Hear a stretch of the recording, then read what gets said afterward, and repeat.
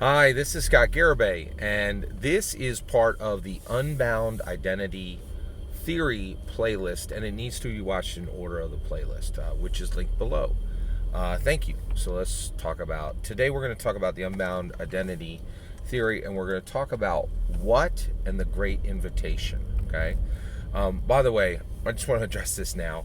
I know you're all waiting for how, right? Or the why, right? You don't want to talk. You don't want to hear about the what. You want that part to be short. I'm sorry, it's going to be long, and this data needs to be sequenced. We're going to get to the how. I'm sorry you have to wait as long as you're going to have to wait for it.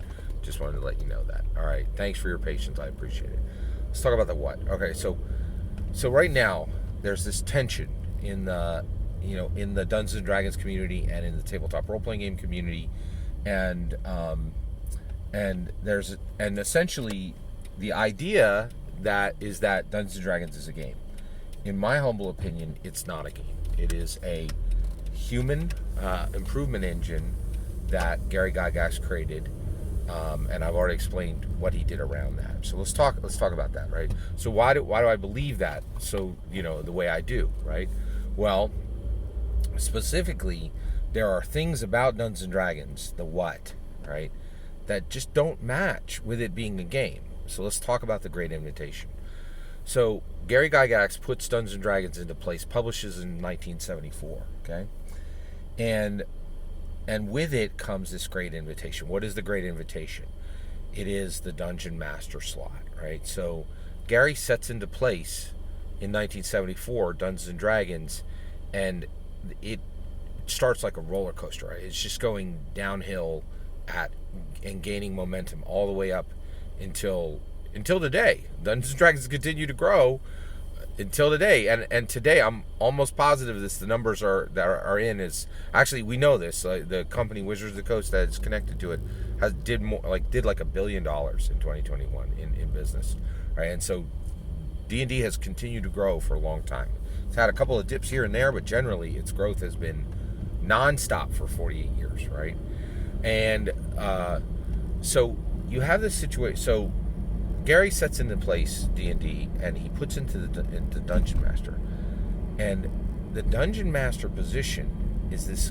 It is an invitation to greatness. Now, what do I mean by that? Well, every other game in the world are like, hey, learn the rules of this game, right? But Dungeons and Dragons, for the Dungeon Master, is learn the rules of 10 different disciplines. Learn the rules of cartography. Learn the rules of politics.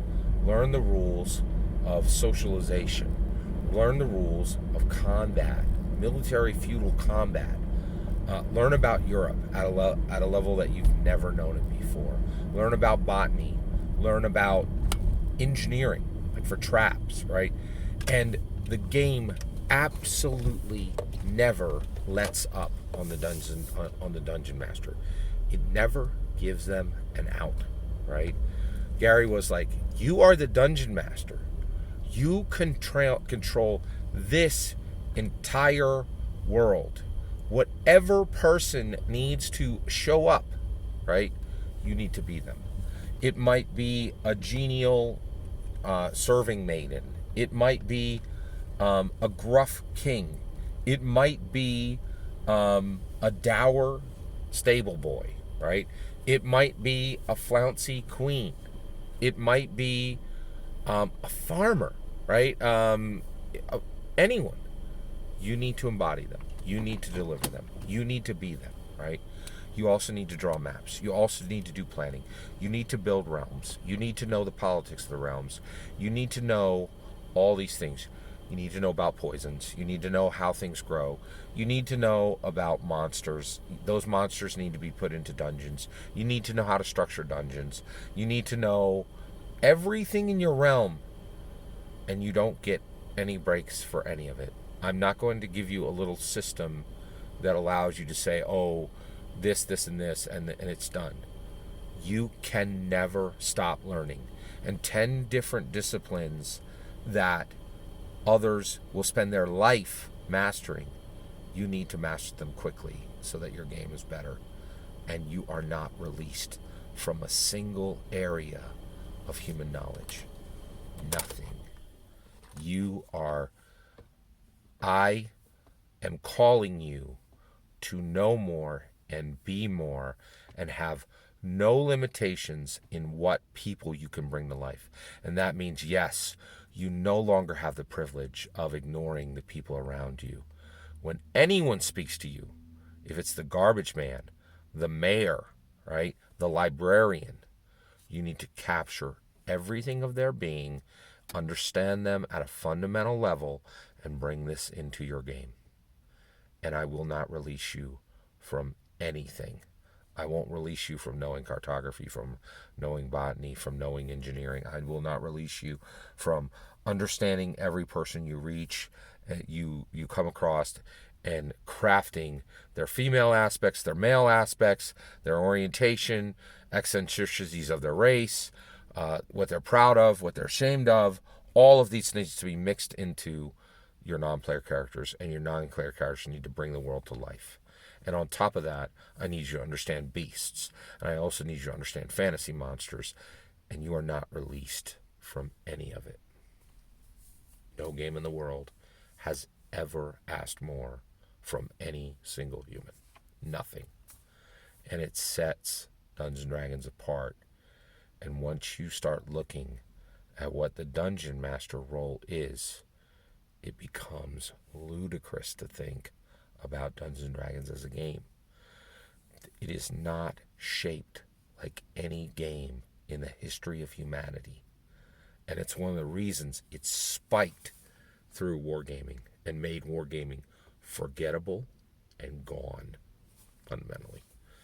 And wargaming, like the little chits and the, you see a few people playing them at games now. It's been left in the dust. Because what Gary did was he created Dungeons & Dragons, which just explodes out, right, beyond the measurements of any game that had ever preceded it, right? And so the reality is, when we come forward and I'm saying, I'm trying to convince you of Unbound Identity, right? Unbound Identity. I want you to really think about the Dungeon Master. Does that fit? Does that questioning, does that, you're putting, and the game doesn't shrink from anything, right? It literally includes processing a player character's death, right? How do you think people functionally deal with a player character's death, right?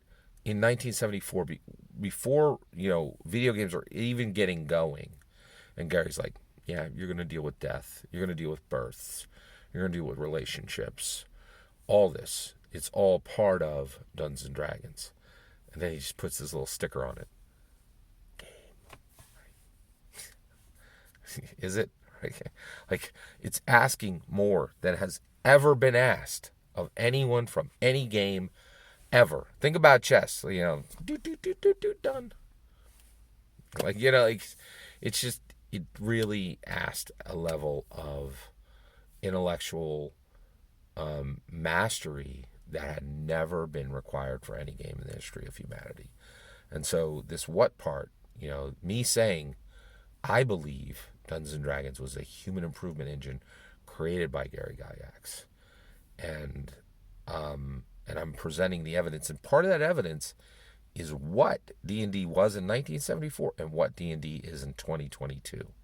And if you look at it, it has aspects that do not look like any game in human history. Because, in my humble opinion, it's not. It's not a game. This is part of the evidence. Thanks for your patience. We're going to continue forward. We're going to answer who, what, why, when, how. All right? All of those, who, what, when, why, where, and how. We're going to answer every question. We're going to get there. Thanks for your patience. I'm presenting my Unbound Identity theory. I'd love to hear your thoughts in the comments below, and I can incorporate any, aspects that are corrections to what I'm saying in the description. Thanks for your help. And please consider liking and subscribing, and have a wonderful millennium.